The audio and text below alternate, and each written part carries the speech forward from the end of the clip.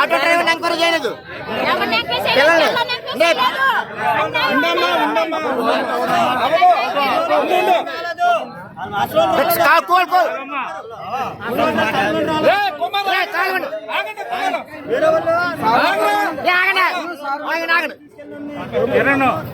కిరణ్ యొక్క మిస్సింగ్ కేసుని మా పోలీస్ స్టేషన్లో అంటే ఫోర్త్ పోలీస్ స్టేషన్లో మర్డర్ కేసుగా నమోదు చేయబడింది.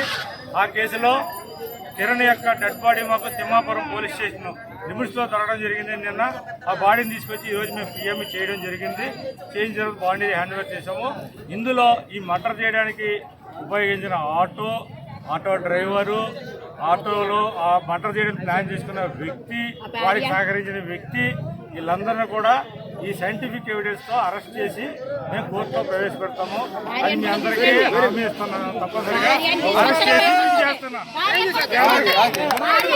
కుర్రాడికి న్యాయం జరగాలని మేము కూడా పోరాడుతున్నాం. న్యాయం చేస్తాం.